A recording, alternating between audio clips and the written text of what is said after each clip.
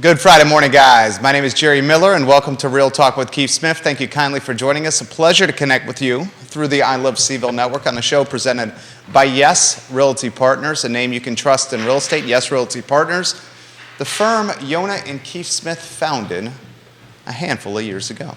Keith Smith, the star of our program, our executive producer, an airhead, the namesake of Real Talk with Keith Smith, and legitimately an airhead, a joke you will understand in a mere matter of minutes. First, good morning, my friend. How are you? Good morning. Good morning. I thank God I keep an extra spare of eyeglasses. Did you leave them in the bathroom? No, I don't know what the heck I did with them. But did you walk in with them? I don't know. Okay. They'll show up. Yeah. Ask me what I did 20 minutes ago. I'm the same way, my friend. Yeah. So, I got glasses. I can see what I'm saying. You're looking sharp. Thank you. Mustache trimmed. Mustache trimmed, haircut done. You saw the Neil Williamson, Sean Tubbs Democratic debate. I did. At Hillsdale Conference Center Wednesday night. I do. Hey, if you can tag both of them, I want to give them a shout out. Tagging them right now. I noticed in the NBC 29 coverage, they did not mention Sean or Neil putting that on, and I think that was a miss. I'm going to correct that error. They did a great job. Oh, phenomenal. Different format this time. I know. And I liked it. The Yankee Candle. Is that what it was there, Neil Williamson? I think that's what he called it. Yankee Candle is what it's called, but the format was really interesting. So they got to ask one question, and I may or may not steal this format from them. Oh, please. But they asked the question, and the next candidate had an opportunity either to answer that question or go to question number 2 or go to question number 3 or whatever it was. I will tell you the first couple of questions, I think everybody kind of did that until things got warmed up. They just answered the same question. But Natalie was the first one, if I remember correctly, to say, I will take what's behind door number 2. Natalie Oshrin, the youngest candidate in the race. Yep. Female, the only female. Yep. An event wedding planner at Pippin Hill. Everybody did very well. Questions were great. The opening questions were great. The opening statements are great. The closing statements are great, and a good set of questions. There was about 25 people in the room. Okay. I don't know how many people were on Zoom, but I was one of the folks in the room. It was a great event, and I think it was the one that kicked off the whole forum season on it. So T-minus 38 days until the June 20th Democratic primary. The June 20th Democratic primary is when we will know, because there are only Democrats running for city council, who will represent Charlottesville with the 3 seats that are up for grabs. Michael Payne and Lloyd Snook, the incumbents running for re-election. Sita McGill in the 3rd seat. She has chosen not to run for re-election. You have some challengers, including Bob Fenwick, who spent 1 term on council. He's also lost a race.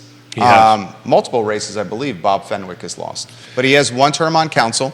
You have Natalie Oshrin, the youngest, the only female, and Mr. Cooper, who was not present. He was sick. He was sick. Yeah, he didn't. Shad Cooper was sick. He was not present. I do want to highlight this. And he may be younger than Oshrin. That's a good question. It's either Cooper or Oshrin. I do want to highlight this. Cooper did not come on this talk show. And Cooper also missed the debate forum Williamson and Tubbs put on Wednesday evening. Those are 2 prime visibility windows and missed opportunities right there. For a candidate who is a bit of an unknown. I think that's fair to say. I'm not stepping out of line. A candidate that's young and unknown, missing 2 visibility forums.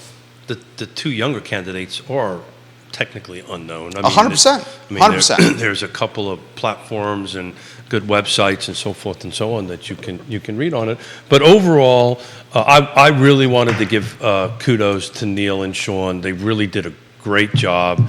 They work well together. Their chemistry is really good, and they made it fun and engaging at the same time. So a lot of good information got out, and I believe there's a Zoom link that you can watch the whole thing.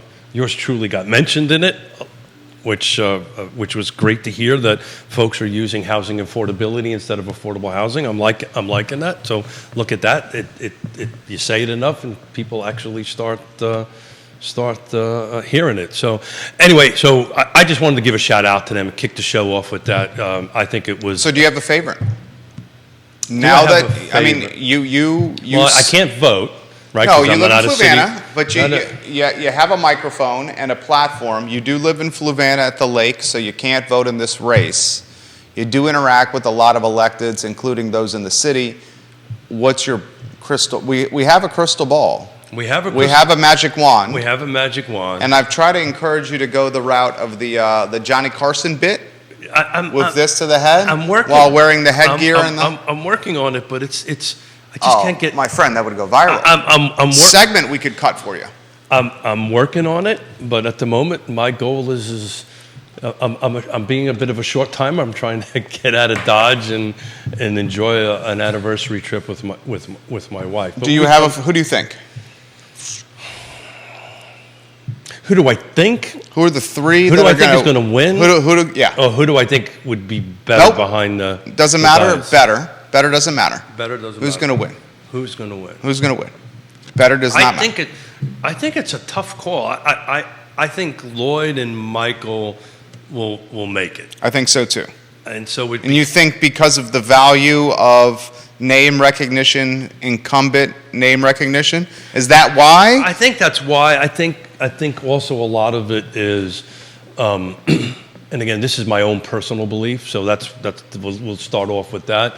That I know that there's a lot of great work that they have done that if they would come off, it would slow down, right? So I think they have righted the ship of city council because it was a sinking ship. Oh, no doubt. Right. They come in, Snook and Payne coming in 2019. Yeah. If you remember, they come in right on the heels of the end of the Nikiah Walker term. Sure.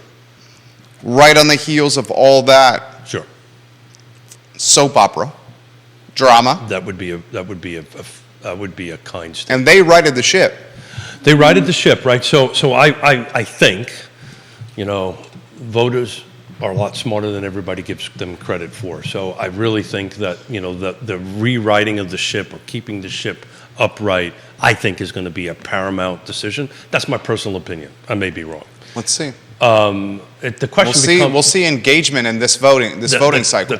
That's the interesting thing. Because this is June in an off year. Off. It is a bunch of offs. You still have a delegate race and you have a state senate race. Yeah, well, the race that I think I can tell you if this was a presidential cycle, it'd be a whole. It'd be completely different. If there was a governor's race on the ticket, it would be different too. Yeah. I think the race that's got maybe the most local notoriety is the school board general election race in Albemarle County. That doesn't even happen until November because that's school board. You don't run party affiliated. A lot of people don't realize that. Sorry? School board, you don't run party affiliated. A lot of people don't realize that. Don't get me started on that because I really think that's the right way to go. But all local politics should not be party affiliated. All should be devoid of party. I've said that publicly and will continue to say that. This is going to be a math problem, right? It's a matter of who shows up to vote. There's going to be that. So it's interesting.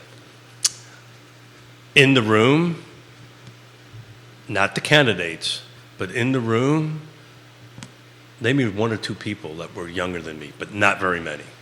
So if the 25, they were either my age or up. I mean, Wednesday night at 7 o'clock. I get that. So I'm just nobody really with kids, curious what the demographics were of watching. Yeah. That's why they provided the digital and the Zoom. I mean, the key there would be the demographics of the Zoom. Well, and plus the evergreen format. Right? Yeah, right, exactly. So somebody can watch it. We're still talking about it. And we're still talking about it and all that stuff. I think it's going to be a matter of which Democratic pool shows up. Is it the older demographic? Older demographic? They always show up. Or is it the younger? Because I think, they sometimes show up. So I would think the two younger candidates are trying to appeal, it appears, to that. Would need millennials, Or- zillennials, Zers. To- Oh, we got a man on set with a lot of hot air. Oh, look at that. That's fantastic. Can we get that camera going there? The I think if he holds it up on his, he's good, right? Yeah, Just they- on they can Keith's see one that. shot. Look at that. A Look at- red look- balloon on set. Judah drew this. a two-sided balloon. I wonder who that is. There's me, and let me see Keith. There's Keith. That's great, Judah. I man of walked many into the talents. studio and there's a red balloon on the know. floor. So what can I do with that? I need to take that to Trey, if you guys don't mind. Yeah, sure. I think Trey would love that. Yeah, sure. I think he would absolutely love that. But so those who are wondering about the skills, Nora Gaffney, hello, welcome to the show. The- Look at the balloon, guys. Everybody look at the screen. the wondering about the skill of our director. Look at the skill of our That's director. Savannah College of Art and Design or Design? I got this. We can Art keep and this design. here. Savannah College Art and Design there. We can keep this. I mean, it makes the set look better. It's a better looking set right now if you do that. Look at that. Can anyone tell the difference right there? Can someone tell the difference between, which one's Keith? Which one's the real Keith? Do that again, Keith. Which one's That who? was hilarious. But do it this side. Okay. Wait, which one's Keith? Which one's the real Keith? Oh, I love it. There you go. Oh, here we go. That's great. Neil Williamson's watching. We're talking about your debate. Neil, you and Sean Tubbs deserve significant kudos and props for the debate, for hosting it, for engaging the candidates, and for offering an opportunity for the community to get to know the candidates. We're doing kind of some crystal ball predictions today in the talk show. Keith thinks Snook and Payne are slam dunks. I'm inclined. Slam dunks is a strong. I think this vote. I think Snook and Payne Win. are I think favorites. they win. I think they win. Neil Williamson, Bob Fenwick. Your thoughts on Fenwick? We thought Fenwick did a good job. Did anyone think Fenwick? Did Fenwick do a little?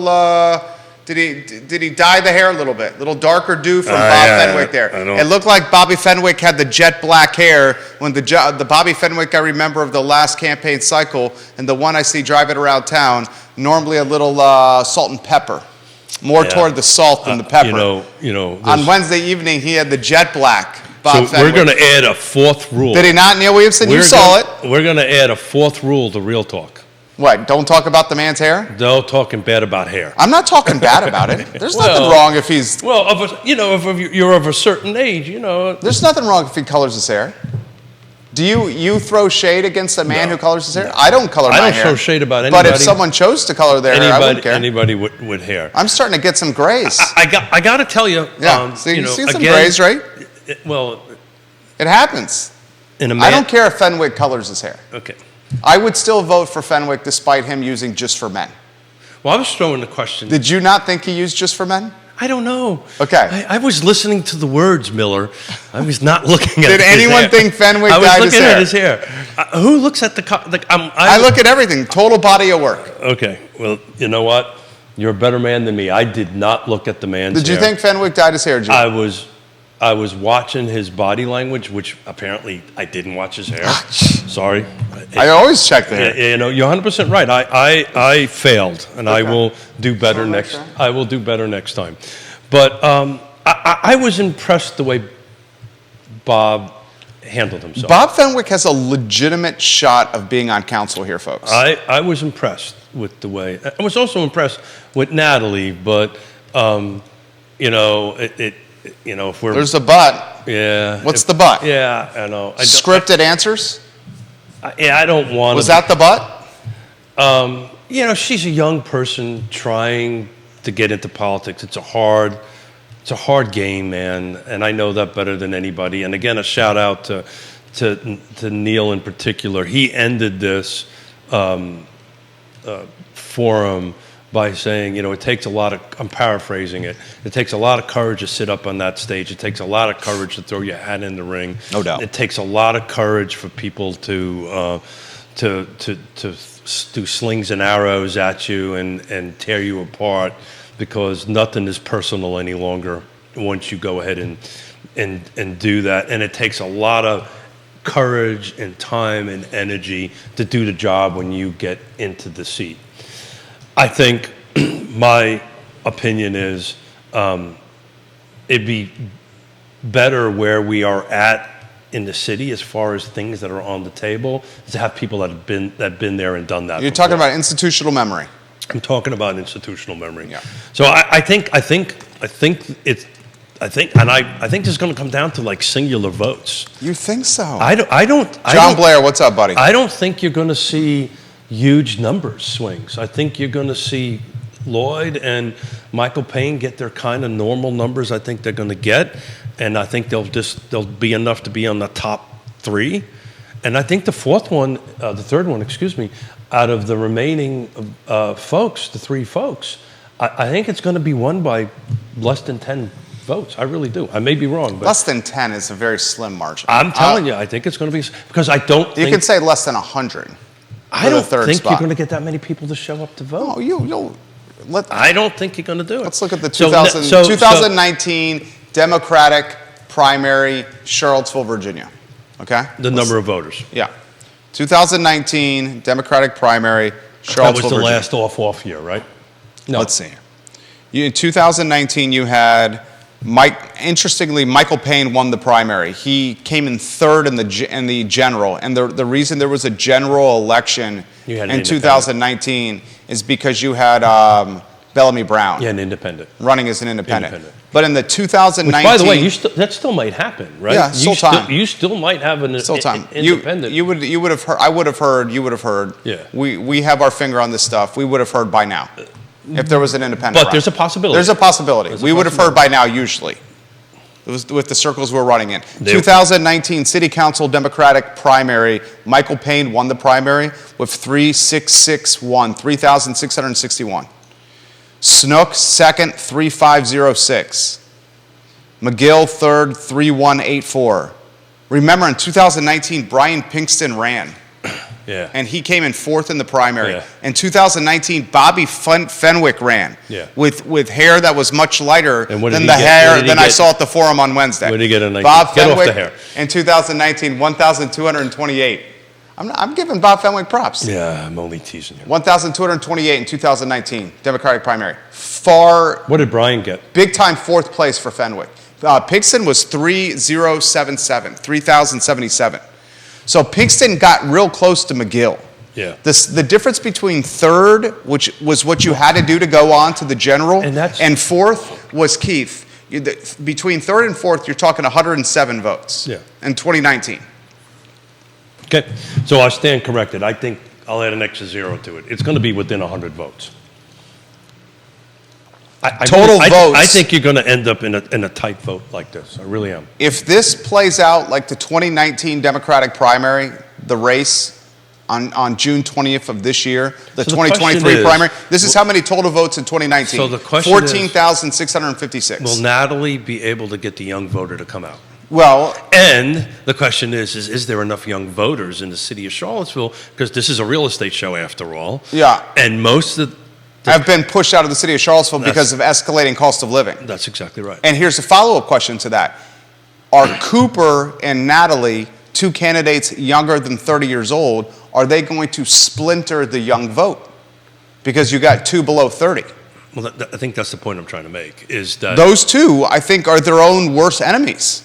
They cannibalize their bases. I think if one would drop out, it would help the other one, obviously. 100%. Obviously, yeah. Cooper and Oshrin splinter their bases with similar So Bob profiles. Bob got 1,200 the last time? I mean, he got shelled. So what's the total number of votes in 19? 14,656. So the question becomes... I want to put this in perspective here, okay? You said 14,000? Yeah. In 2019, the Democratic primary in Charlottesville, and you can find this stuff on historical.elections.virginia.gov. All this information is public record. In 2019, 14,656 total votes in the Democratic primary. How many people live in Charlottesville, Virginia City? Roughly 50. And of those 50, how many can vote? Because some of them are kids, obviously. Oh, come on, help me out. Roger Voisinay? Thank you. He's a realtor, Remax. Correct me yesterday, because I keep on saying... He listens to all the shows. He does, and he comments on... He actually pulls me aside when I'm getting a cup of coffee, and either corrects me, like in this case, because we've been using 50,000, but it's not quite 50,000. It's like 46, 47. It's right under 50. It's just right under. We use 50,000 as a, talking point for the show, but that's interesting. So if in 2021, according to the 2021 census, it was 45,672, and that number's gone up. So I wonder, and I know Neil won't do this, but if Snook and Payne get the same numbers that they got last in 19, let's call it 3,600 apiece. So that is roughly 7,000. So that's roughly little over 50% of the total voters, just a little bit over. That means that there's 7,000 votes, roughly, up for grabs for 3 other people. Well, you can vote for 3 people. No, I understand that. Okay, I follow what you're saying. Okay, got it. So you're dividing 14,000 by 3. You can vote for 3 people, total votes. But not everyone voted for 3 people, because if you remember, past candidates have suggested to their constituency and their following to single shot, to shotgun vote them. A lot of candidates say, when you go to the Democratic primary, only vote me and nobody else. Or a strategy could be, only vote me and vote someone that you predict that you think is going to come in last place, but don't throw any votes to the front runners on paper. That game is played and stuff like this. It'll never happen, but I've always preferred doing districts and wards. Wards will never happen. I know it'll never happen, but the problem with the wards is the career politician. Yeah. The manipulation of a ward for a career politician. I live in a county that happened for 30 some odd years. My district was represented by the same person for over 32 years, I believe. Well, look at the supervisor that you brought on the program. Was it Miss Moselle? Moselle Booker, yeah, retiring. Either her and her husband were on for like 16 years. Longer than that. Longer than that. She was 16. And he was way longer than that. He was way longer than that. That's what I'm saying. So one house in your district in Fluvanna County, in this district in Fluvanna, what is that, Cunningham? That's Cunningham, yeah. God, I'm learning about Fluvanna. Good Lord. The Cunningham district in Fluvanna, one household had What's a so bad about supervisor. that? Fluvanna's a great place, brother. One household in the Cunningham district in Fluvanna County had a supervisor for over 30 years. Mm-hmm. And love her to death. Think about that. Sorry to see she's retiring. Think about that, though. Yeah, no, I get it.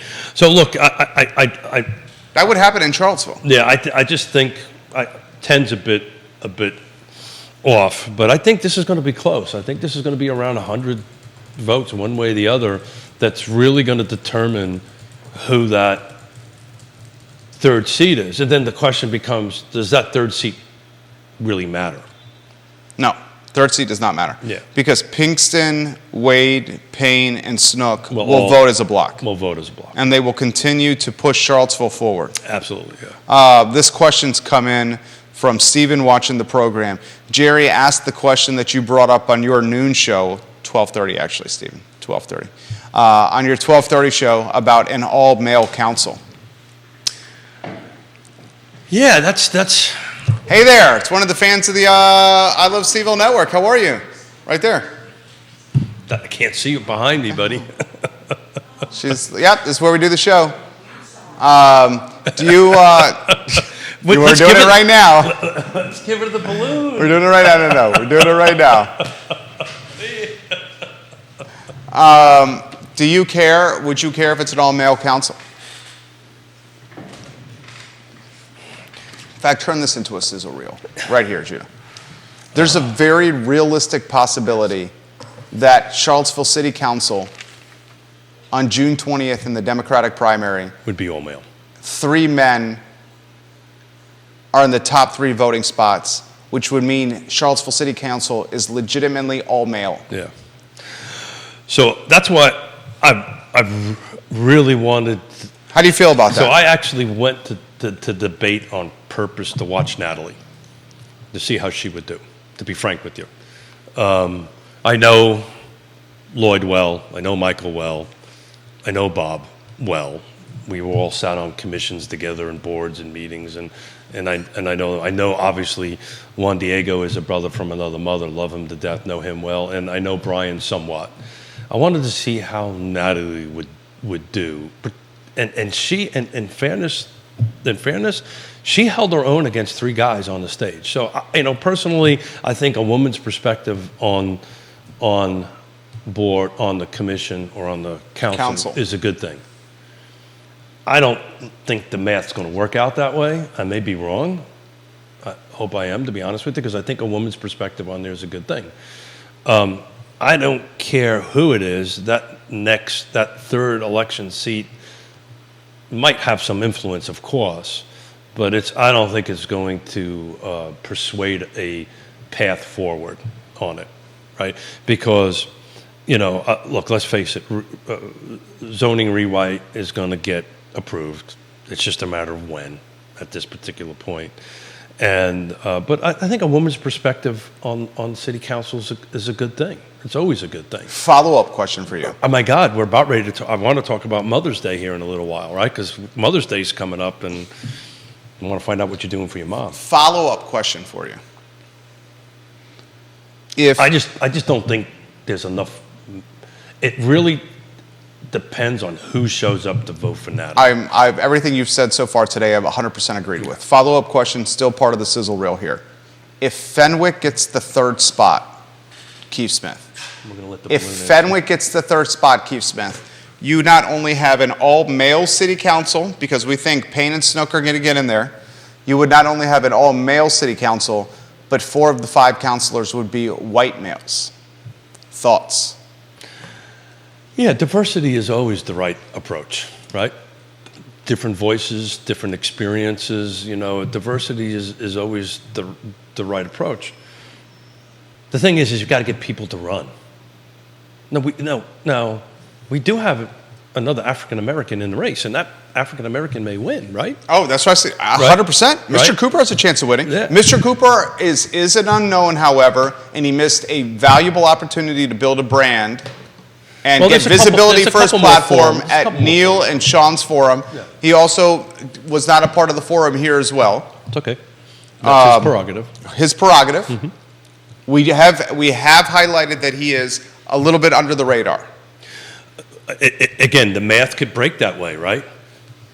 Right. If that younger vote gets split, I think it's a toss-up, on that younger person. But look, diversity is always key, right? Let's talk about business, right? What do you do with your business? You always diversify your business. You should diversify. You diversify your personal portfolio, right? You diversify, right? Diversification is always a good thing on it. So you get different voices in the room with different opinions, and a shout out to Lloyd. In the beginning of it, he was talking about a little bit how the meetings are run and how there is communication now amongst the city councilors, right? And it generally happens either before the meetings or some smaller one-on-one, 2-on-2 kind of conversations and all that stuff, which was not happening in the previous city council. This council actually respects each other. Well, it gets done on time and they get their business done. And that was the point he was trying to make, that they're getting the business of the city done. So at the end of the day, that's what their role is to get the business of it, not to do whatever other issues might be that person might or persons might have. Heather Walker watching the program. Hey, Heather. Is it Johnson Village, your stomping grounds, Heather Walker, is that right? Yeah. You might be the queen of Johnson Village, if so. She leaves this comment, the residents, there goes Mayor Snook right there. She says, the residents of Cunningham were happy with the Bookers. Mrs. Booker was the principal at Walker Elementary for years, and she was absolutely outstanding. So I wish not to correct, but it's actually Fork Union was her district. Oh, she was Fork Union? There you go. Cunningham is my district that I live in, and I am a result of gerrymandering back in 2000. I live in the Lake. Back in 2000, I got cut out of the Lake district.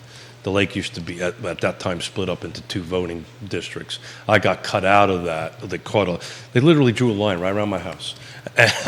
No. Why did they do that? No. But the subdivision I built over the acres, whatever happened in 2000, that was the decision that they made. And I actually have to go to Scottsville to vote.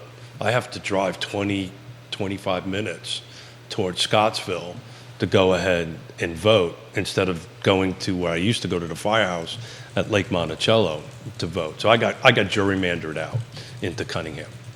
So she's Fork Union District. She's Fork Union District. Thank you very much. Who's the Cunningham representative?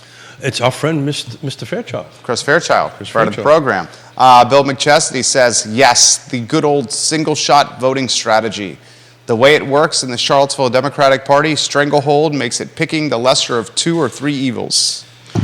Then he highlights who has used the single shot in the past. Yeah, I think that's Johnny Ornalis shared the show. yeah. I think Stephen shared the show. Thank you, Stephen. Where are you watching today, Stephen? some sort of alteration to that, but I think that's not what we're under right now, right? So what we're under on is you get to pick 3 votes, top 3, 1, 2, 3 on it, and see how the math breaks on that. But I think Lloyd and Michael, I don't want to use the word shoe-ins because they're, if the numbers are close to last year's, I mean, they're 2019. Yeah, they're close. They're close in numbers, right? Then it's going to come down to how close that third one comes up, and the math might break a different way. I don't know. We shall see. The bottom line is diversity is good. I just don't think that that third seat is gonna have much impact. No. We got Pixton, Wade, Yeah. Snook, and Payne all voting in a block. Those 4 guys. Pinkston, Juan Diego, Lloyd, and Michael. That's 4 or 5. So what are you doing for your mother for Mother's Day? My mom is going out to California to visit my brother and his wife and their kids. Wow. So we have mailed a Mother's Day gift to my brother's house for them to enjoy. We or your wife? My wife did. Yeah. Cupcakes are going over there. I got a card that's going over there. Time out. You're sending cupcakes from here? It's one of those cupcake services I got it. that sends them fresh. Yeah. They from local. Yeah. there in Mini California. cupcakes. Got it. And Yeah. he's in LA, right? Yep. Yeah. Los Angeles. And then my wife and I and our boys, we're going out to Mockingbird for Mother's Day, and we have a couple of other things planned, which is very exciting. How about you? I am going to take my mother out for lunch. She's been a trooper taking care of my father, who had shoulder surgery, and they're of a certain age. I've been forbidden to tell my mother's age. On the air, she told me, do not tell anybody how old I am. So I believe she's 36. She's been 36 most of my life anyway. And we're going to take her out for dinner. I'm going to give her a break. And Yonna's going to go keep an eye on Pop. And Mom and I are just going to go out and sit around and eat some ice cream and have some lunch and just give her a break from being a nurse, to be frank with you. Or as she would say, can you get me away from this pain in the ass? So that's what we're going to do. What are you doing, Judah, for your mother? Bill McChesney, the Mayor McIntyre, brings up Chief Julian Talaferro, who supported the Parkway, and then the Democratic Party dumped him in the primary for that support. Nora Gaffney says she loves the balloon, Judah. And Nora Gaffney says, I am voting for women whenever possible. So yes, voting for Natalie, and thank you for your input, Keith Smith. Yeah, I mean, I think diversity. She's making it a point to vote for a female. And that's voting for Natalie because she is a female. Yeah, and that's her prerogative. That's her prerogative. I know. A right to do that. That's the reason I brought it up, because there's such little diversity in this race. I would encourage. Almar, is it Natalie? It's Nora Gaffney. Nora, I would encourage Nora to go and watch how she did in the Zoom link. Yeah, Nora, did you watch the debate? Yeah. In fact, Nora, what I'll do is she did really well. I think Neil is still watching, and Nora, he shared the link to the debate on a different Facebook page. This show's airing on 15 Facebook pages. So what I'll do is I'll get the link that Neil shared. He's the moderator of the debate with Sean. And I'll tag you and share the link that Neil shared so you can watch it if you haven't seen it. For somebody who's not done this before, she handled that debate very well, I thought, or forum very well.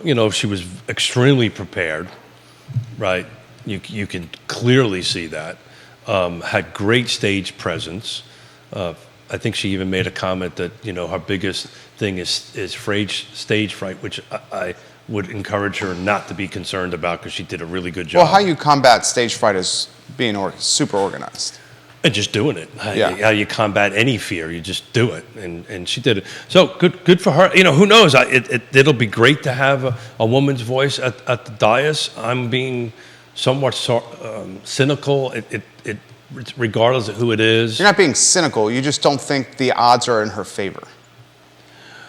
I think the odds are so tight amongst those three remaining. I'm going to ask you your thoughts on this topic, Jude, of voting intentionally for, say, a female for diversity. What I was saying is whoever is in that third slot I get what you're saying. Is not going to be very impactful on city council. And that's the same point. And generally, it's going to take whoever it is, let's assume it's Natalie, probably 1 to 2 years to get their feet wet on how the process works, right? Because she's never done this before, whereas Bob has, so he can walk in and knows how this process works. I mean, we've had this conversation with elected officials before. Most elected officials get super frustrated. They can't achieve their goals because they're either held back by staff or so forth and so on. So it gets a little bit tricky once you get behind that dais. That's the point I've made with, I think the most contested race that we have in Albemarle County or Charlottesville City is the general election race in the Albemarle County School Board, where Dr. Bryce is running against Allison Spillman. The point I've made, Dr. Bryce legitimately has a chance to win this race. She legitimately does. But if she does win this race, she's going to be on a school board with 6 other people who are most likely completely opposite in her ideology on a lot of key points. So while that's what leadership. She has a chance to win. To your point, the voting block is already there. Yeah. Where even if you win, the impact, you wonder what it's going to be. Well, so Daphne was not able to watch it. She says, thank you for sharing the link. She believes Natalie is up for the job. I want your perspective on this. Judah, what do you think when it comes to Natalie, when it comes to voting intentionally, when it comes to diversity in this race, anywhere you want to go? Say that again. Voting for Natalie, diversity in the race? The topic we're talking about now. I mean, I would love to see diversity in the council, but at the same time, I'm really of the mind that it should be merit over. I appreciate diversity, but at the same time, you want the best people in the job, not just a diverse pool of candidates. That's why I would encourage you to watch the video or watch the Zoom link and watch. I think she has a chance of doing both. Yeah. But her learning curve is going to be huge. Right. Whereas Bob, his learning curve will not be there because he's been there, he's done that on the end of it. And it'll be interesting because the zoning rewrite is going to be decided before the election. I'm confident of that. Definitely decided before they're seated. So the question becomes, what do they got on their docket in 2024, right? Is there anything on the docket that is controversial? I don't know. I will tell you, Lloyd also... we got to figure out a city manager. That's going to be done by... I was going to share you with that. Is Michael Rogers going to be the guy? I don't know, right? Because it's all done in closed sessions because they're negotiating contracts and all that great stuff. Is Michael Rogers going to be the new city manager? I don't know, but Lloyd, the mayor, said it's going to be done by June. I know. So, we're going to know. I think he even said by the end of this month. That's what I'm wondering. Is Michael Rogers... Neil, what do you think? Is Michael Rogers your new city manager here? I mean, he basically is saying it's going to be done in a couple of weeks, right? They've been, the way this process works, right? They've been having, executive session discussions for quite some time. Yeah, but we haven't had any interview process. We don't know any shortlist candidates. What they did for the police chief, remember the police chief job? I do. With Kochis and Tito Durrett, is they had a forum, a get-to-know-you forum. That get-to-know-you forum's got to be promoted and marketed ahead of time. You would think you'd give the community at least a couple weeks before you hosted the forum, or is the city manager going to be picked without that forum? And if the city manager's picked without that forum, does that lead you to believe it's Michael Rogers because he's already on the job? Well, if they're going to make a decision by the end of the month...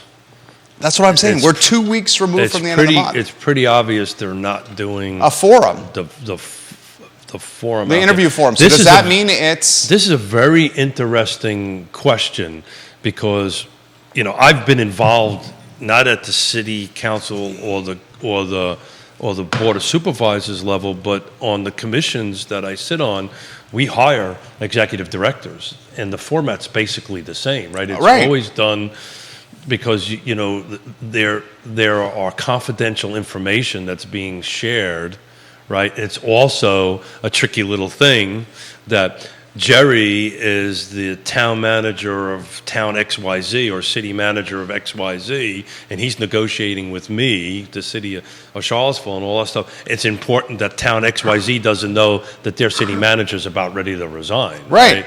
So it has to be a very behind the scenes. But with Richardson, when they hired Richardson, they did a forum. Yeah.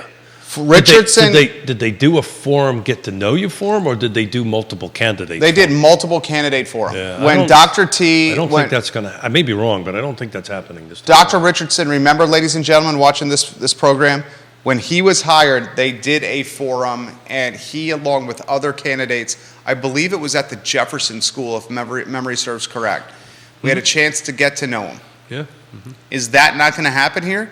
And if it does not happen, the forum to get to know the candidates, does that mean that Michael Rogers is going to be the guy?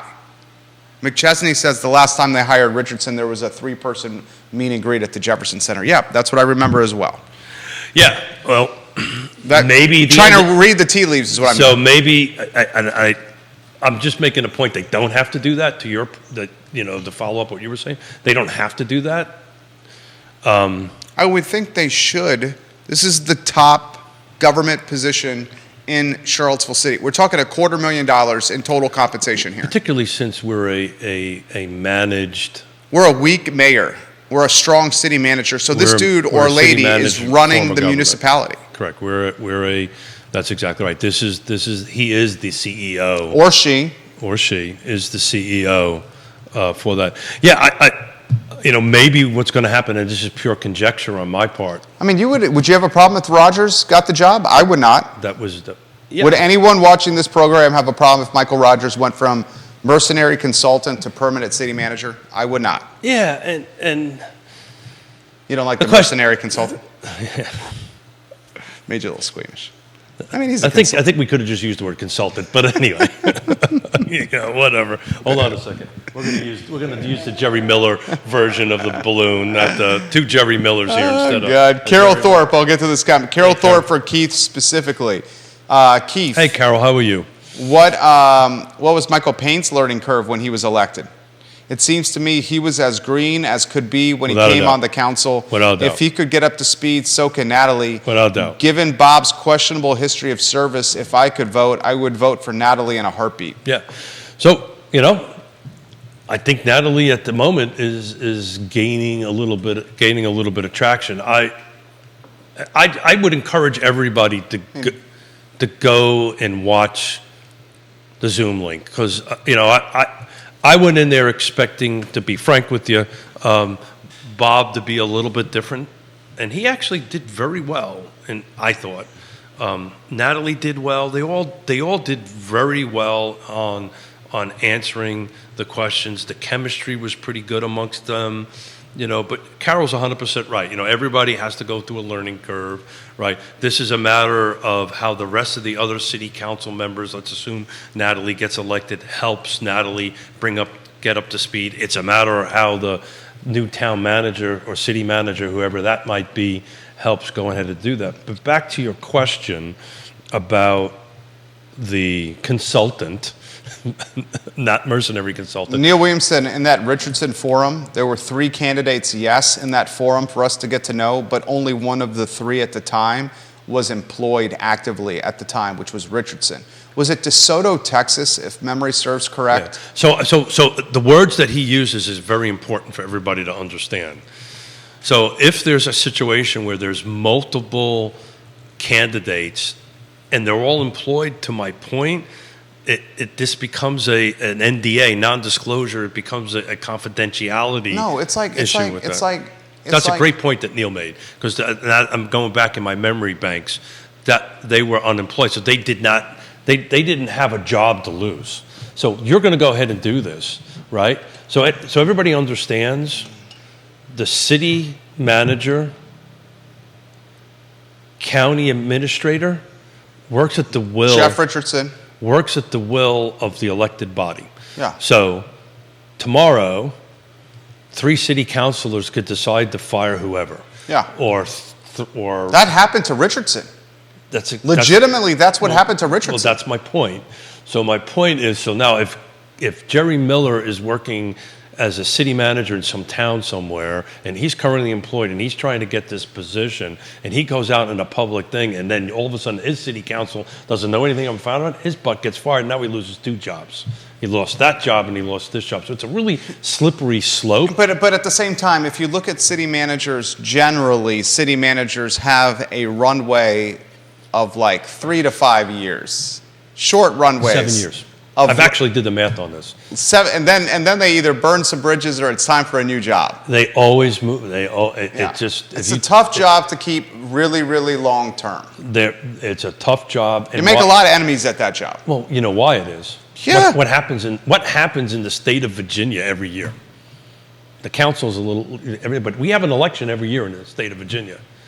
So, every 1 to 2 years, or in this case, we've got 3 seats turnover, right? So they could hire somebody tomorrow. Let's assume Lloyd and Michael doesn't get elected and the other 3 get elected. They could fire that general manager on day 1. Yeah, 100%. Day 1. 100%. And then all of a sudden we're right back to square one. The likelihood of that happening is pretty slim. Minimal. Yeah. But technically that could happen. So the reason why there's a huge turnover and all this stuff is you're always at the whim of whatever, 3, 4, whatever the board size that you're at of that. And it's a difficult job. And that's why elections matter, because if you look at one of the most volatile times from a city manager perspective in Charlottesville City history, I mean, think about it. We had, what'd you have? Mike Murphy. You had Maurice, right? Mm-hmm. You had Maurice. You had Mike Murphy, right? But you had Chip Boyles. Yeah. You had Richardson. You had John Blair for a hot second. Friend of the program. I think he's watching right now. Well, he was just an interim. He was an interim. Yeah. Mm-hmm. That was just off the top of my head. He went from attorney to interim. So now he's over in the other side. And Stanley. Mm-hmm. Yeah, so what'd you go? You went what? Maurice?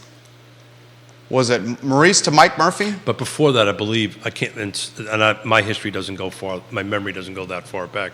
But there was a good section of time. Oh, the wife of the gentleman, and I'm drawing a blank on his name, who was the city manager for decades in Charlottesville. He's recently passed away. Yeah, I'm trying to remember. His wife came on our show, and he was city manager for decades. He was the gentleman known for fancy attire and eclectic clothing and smoking a pipe up and down the mall. Yeah. So, I mean, it's not uncommon to have it for quite a period of time, but in recent times, it's generally a pretty quick turnover.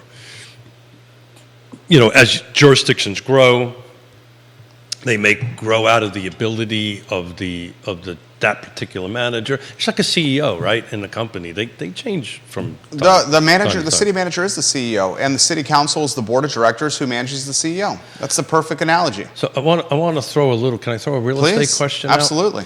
So as everybody knows, I put a little post on my Facebook page this morning. As everybody knows, I keep a track on the week over weeks.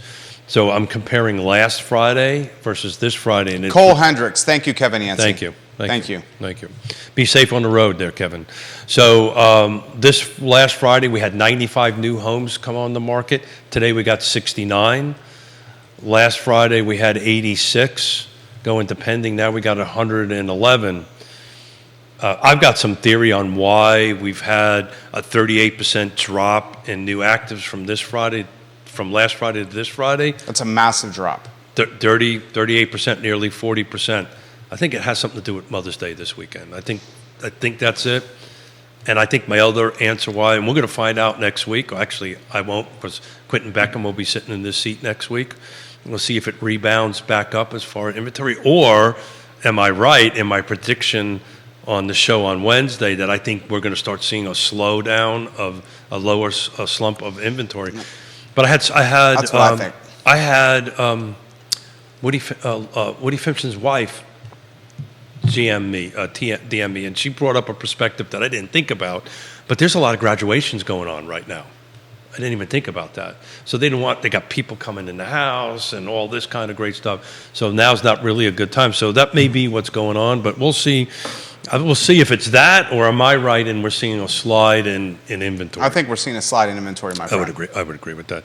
But we're up 23% week over week in pending. So we went from 86 to 111. How many Just thought actives I'd right get now? there. 69. 69? Yeah. And the car footprint? Car footprint, yeah. 69. What's the mood?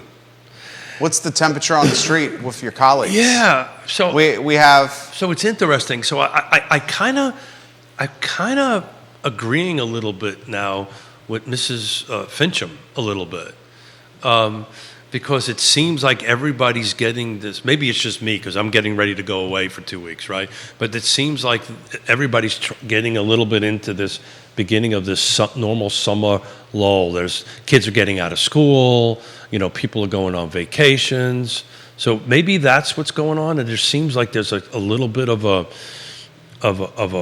pause. But the pendings are telling me the opposite, right? So the actives are saying, okay, maybe there's a little bit of a timeout. But when you've got a 23% jump in pendings and a 38% drop in new actives, it's kind of contradicting each other. Is that making any sense? That makes sense. Am I confusing? No. Yeah, it's really it's an interesting market. Look, it's been an interesting market for 400 and some odd shows we've been doing. It's been an interesting market since COVID. It's been an interesting market since we've been doing this. Every time I come on this program, like every week the show happens. It changes. It changes, yeah. Yeah. I mean, the market is changing. That's why you need trusted advisors. 100%. That's that's why you need to pull down the partner tabs at Real Talk with Keith Smith. These are the folks who are going to help you get across the finish line, help you get to the finish line, help you train for the marathon, run the marathon, and walk out with the medal. What do you think? There you go. That was a good analogy. Keith, that was good. That was good. That was really good. Coffee's kicking in. They're like, hold on, let's see if this Keith does a better job on that. So this is Leslie says. So you're saying there's going to be no spring market now? I think the spring market's already done. Oh, I don't think she wants to hear that. I know she doesn't want to hear that, but I'm being honest. Spring market's gone. I think the spring, and if you go and we had some slides from the beginning on the Monday show, and we can put them on there. But if you take a look at what happened November and December, and that the spring market started somewhere around November and December. I think you're plateauing out. Now, again, Mrs. Fincham may be 1,000% right. This might be just a 1 week drop blimp in inventory, because who the heck wants people in their house when they're having graduations, right? So that may be what's going on it. But if you take a look at over the last 10 years, and I did a chart on that, I think you're going to start seeing inventory be a little bit less. I think you're going to start seeing back in the 50s and the 60s running through the summer. I think it's going to stay flat. Then I think you're going to see a big jump somewhere around September, late August, early September. I think that's when you're going to start seeing this 5%, this mortgage rate start creeping in, this lowering of this number. And then I think you're going to see a shot going up. So what that tells me, if you're in the housing market, much like you remember in November and December when there was like a lull in inventory, I was telling everybody now's the time to go out and buy a house. Yeah. Well, if we end up hitting a lull in inventory, that's kind of the time you want to get out there and go ahead and do this, because everybody else is waiting for inventory to go up. It's the same exact conversation I had with my daughter. I said, look, we should be doing this in November, December. They didn't want to do it. We did it in the spring market, which really started in January and February, and everybody was back in the market again. So when everybody's taking a bit of a time out, buyers are going to do that too. That's the time you want to start looking at a house. That's just my opinion. Follow-up question to this. He really thinks that the rates are going to be in the low fives by the end of the year? I'm following what Scott says. What Scott Morris is saying. I also follow what I'm reading, and everybody's saying that the rates should be creeping their way down. I don't know. I haven't looked at what the 10-year T-bill is in a couple of days, but I could do that real quick. Another question has come in. If the rates do go down, that doesn't mean it's going to be easier for us to buy. No. Because you're probably going to have more competition. You're going to have more buyers. Yeah, so the T-bill's running around 3.4. It's up a little bit. So, look, I mean, it needs to be below 3 in order to be below 5, to be in the 5s anyway, or below 6. So it's usually double what the T-bill is generally what the mortgage rate's going to be. So that 10-year Treasury needs to drop below 3. When it starts getting below 3, that's when you're going to be below 6. So it's a debate that we've been having here, right? So if rates drop below 6 and they have a 5 in it, some level of 5 in it, is Keith and Yonna want to put their house on the market? Is the sellers going to re-enter the market? Is inventory going to pick up? The buyers are going to be. The buyers we know Buyers are there. We know the buyers are going to get deeper. So I think your ratios are probably not going to be much different than they are now.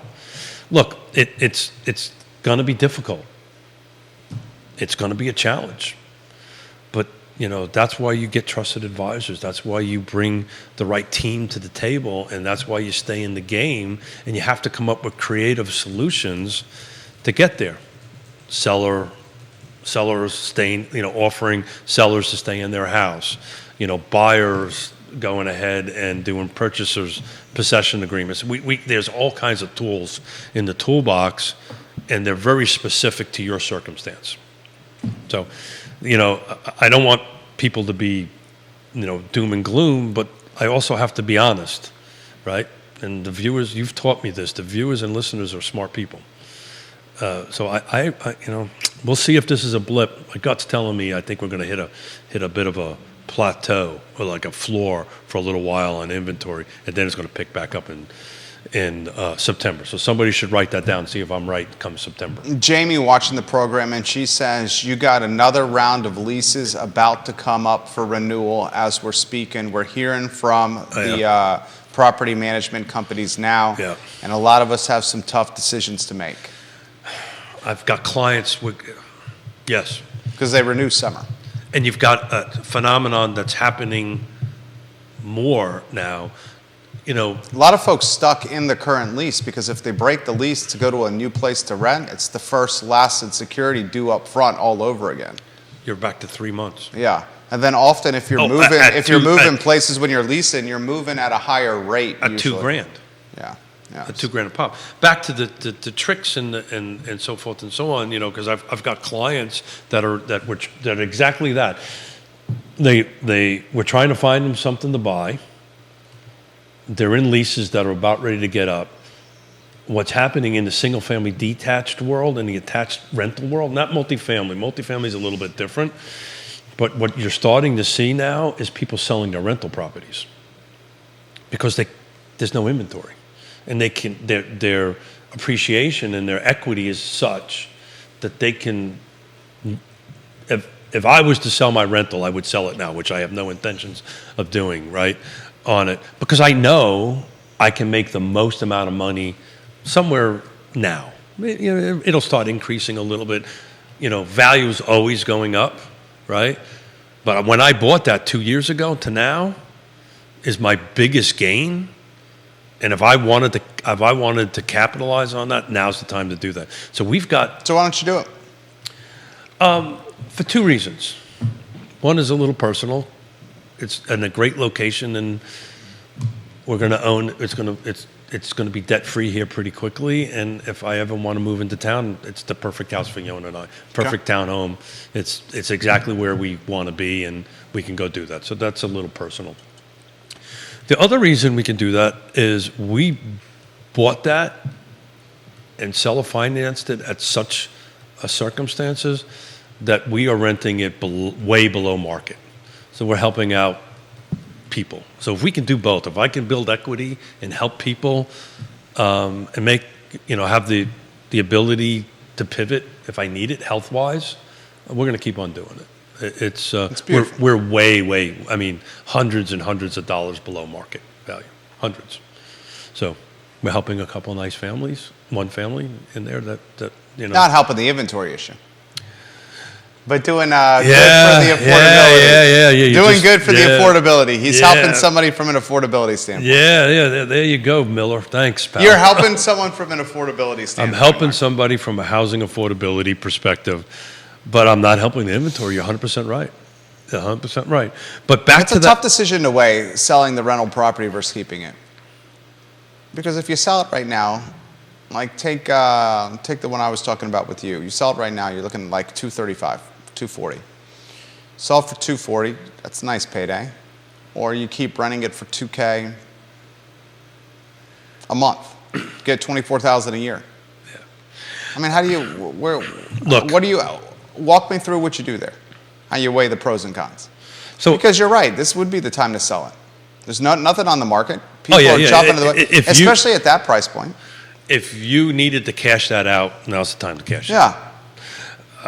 You know, look, it. How do you do the pros and cons list? So it's not math; it's emotional. It's what is best for you. Yeah. So if you were asking me, Keith, do you want to sell it? I can give you a number, and you know, I think we did that in 1 week. It changed, right? And I gave you an honest number, and then a week later it was a little higher. Yeah, you know.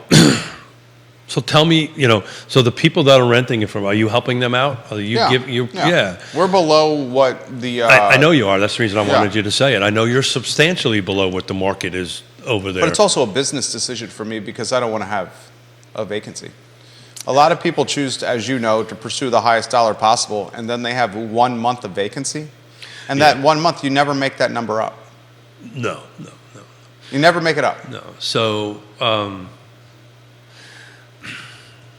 it's a tough call, man. It's what you And need. being a landlord's a tough business. People like Bill Big Chesney just put, my friend just retired here. Other people are like, that's the dream, to have a couple properties and just collect rent. It's not an easy business. Well, it is an easy business for me. You know what? Well, I mean, because you got Allied Property I got Management. like property management managing. I literally forget that I have that rental. I literally forget it. Right? They do such a great job. I forget it, and it's they pay the mortgage. They do this, and we keep all the money in a pot, and I never know it's there. Okay, let me rephrase that. Mrs. Smith doesn't tell me what's there because I might have a new bike if I know if I got someplace with a little Suzanne bit. Reel does a good job. Allied does mine at the villas as well. Does great job. So if you're in that space and you have a rental property, you need to do that. I would encourage you to reach out and pull down the partners tab. They're in there. It's easy to get a hold of on that end of it. I mean, he turned me on to that company as a property manager. They do a good job. Yeah. So look, it's funny. That's the reason you stammered me. I never really realized I'm actually not helping the inventory market. You're helping a family with affordability. I'm helping a family with affordability. That's how I am looking at it. And then on a personal level, it's a backstop on it. I will tell you, at one point in time, we owned 14 rentals, and I hated it. Well, you were managing them yourself, I was right? managing myself. Was it miserable? It was miserable. Why? Because there was always something. It was interesting. Did you own them all in one spot? I've never really heard this story. Out of It curiosity, was all 14's like- a fair amount for one family to have. It was all in Lake Monticello. It was in the neighborhood? Lake Monticello area, Okay. yeah, and all that stuff. So were they specs that did not sell? No, we bought some stuff and, Yeah. and all that stuff, and there was some stuff we built for it, and it's just different things that we did over time. It was interesting. Why was it miserable? I'm trying to. Okay, I'm about to learn from you again. Sorry, I'm talking too much here. I'm trying to explain to you, Mr. Miller. Okay, sorry. I'm Should itching I talk to learn. this Mr. Miller or that Mr. Miller? You talk to me. So we were very lucky. I started out renting connected with the JAG school, and it was all military. And the difference between renting to somebody in the military and somebody that's not, there's this thing called the military code of, oh God, Mike, I can't believe I can't do this. Somebody, oh God, it's UMJC. It's basically the military has its own laws, Okay. right? And one of them is you can't not pay your rent. Okay. And I can go talk to that guy's colonel and all of a sudden get it fixed. Okay. So in any event, military folks are generally spot on in paying it, because if they don't, it can impact their career. I'm having a brain moment here. So I had all military folks in there out of the thing. And all of a sudden, I missed rotations. And we were slid in people that weren't. And I wasn't getting paid. They were destroying the house. And we just made a decision, and we, to the comment, I'd rather be lucky than good any day of the week. I just happened to do that all in 2004 and 2005. So you know what? Market is good. Just like the conversation we had, let's just sell them. I'm done dealing with the crazy. I didn't have an Allied property. I probably would have never got rid of them if I kept on, had an Allied property management doing it. But I got rid of them before. So you did well. We did well. You did really well. Very well. We did very well. We did very well. But to your point is, I had people in it that haven't paid me for 6 months.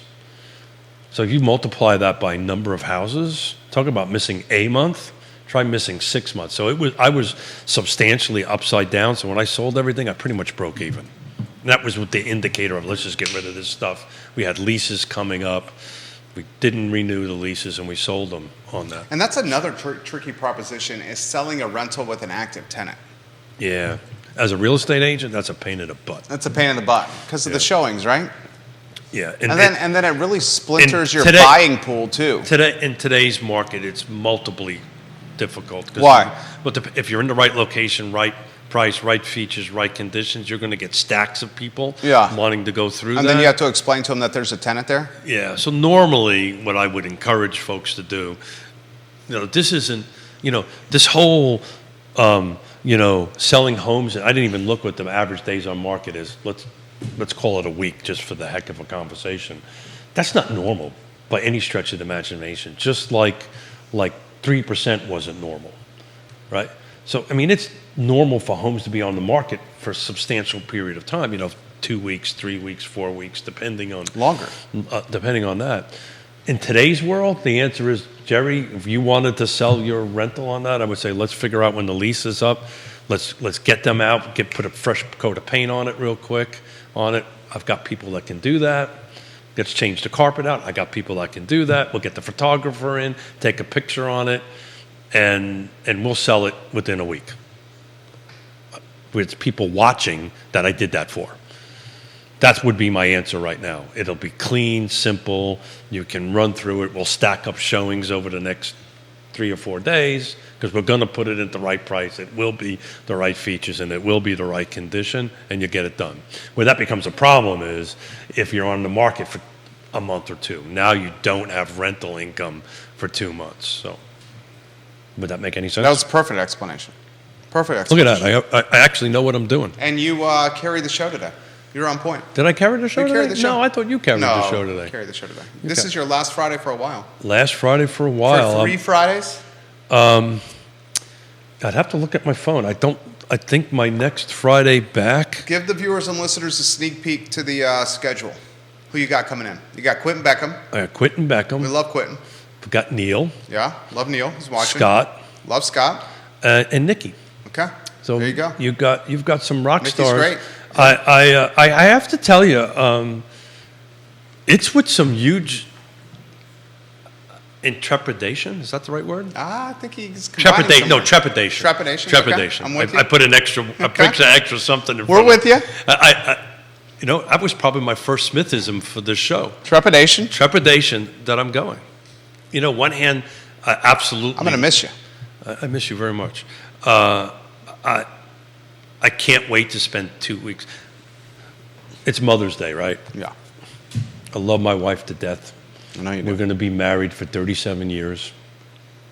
There's not a damn day that goes by that I just don't go, oh my God, I can't believe that this. We only knew each other for 3 months before we got married. Both my daughters are mothers. This is pretty awesome. I cannot wait to spend 2 weeks with that woman. And even though we're together every day, and we work together every day, but I can't wait to spend 2 weeks with just her and I. We'll do work, We always do. Right? We'll do 3-4 hours of work a day because that's just the way we're wired. But to spend 2 weeks with her, and that little 2 weeks is an ability to reconnect because we're together all the time, but we're not connected. This is a therapy show. We're doing therapy, right? You're doing it. I think you're doing it on air right now. Her and I go to therapy once a month. I know. You said that. I just can't wait to reconnect with her. I absolutely can't wait. Where I'm conflicted is this is gonna come out way wrong. I'm gonna miss you. Oh, there we go. I'm gonna miss you too, homie. I'm really gonna miss this time. I'm gonna miss talking to the viewers and the listeners. Same. We're gonna miss it. But I have to look at my phone. I'm coming back You're here Monday. Yeah, this is my last Friday. Yeah, but you're here Monday. He's here Monday. Go get your Keith fix on Monday, ladies and gentlemen. And Wednesday. Yeah. And Thursday, I'm hopping in the truck to go watch Rotten Grandkids.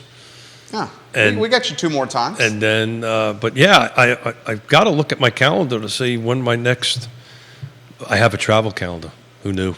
He's got a travel calendar. I got bougie. He's so bougie. Bougie. He's so bougie. No, I got to organize it. He's so bougie. Whatever June 7th, the Friday after June 7th, whatever that is. Judah Wickower is not bougie. He's very approachable, very likable. He's the director I am of the show. approachable. I know he's not bougie.